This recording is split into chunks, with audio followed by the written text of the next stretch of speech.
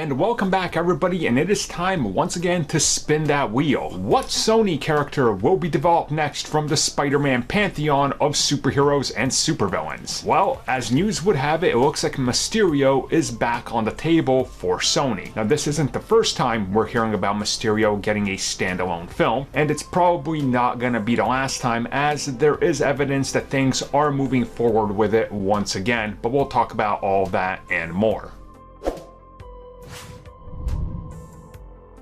So for the purposes of this video, we're going to be talking spoilers for Far From Home because it's kind of hard to avoid them. So if you haven't seen that movie, honestly, I don't know what you're doing here or how you even wound up finding us. But hey, welcome to the channel. Anyways, let's talk about Mysterio.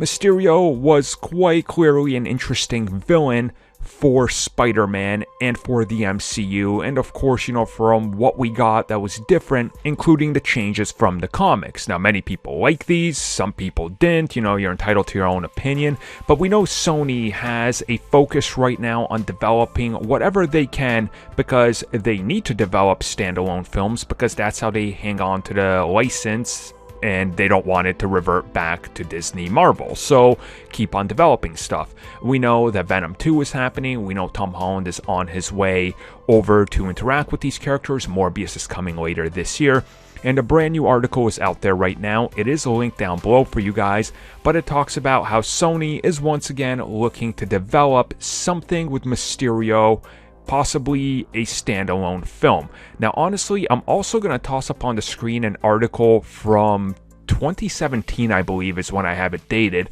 that talks about official reports that Sony was developing a Kraven the Hunter, and a script for Mysterio was actually commissioned. So again, there is evidence to support that this is all true, and we know how Sony's approaching this. I mean, we thought that they couldn't use Adrian Toomes outside of the MCU films, but as that turned out with the Morbius trailer, it was all complete nonsense. So things have changed behind the scenes, and Jake Gyllenhaal is still a box office draw. We know that, you know, Spider-Man Far From Home ended up being the biggest Spider-Man movie of all time. It broke that $1 billion for the first time. So Sony's looking at that going, well, I guess people liked Mysterio and they like Spider-Man, so why not capitalize on it?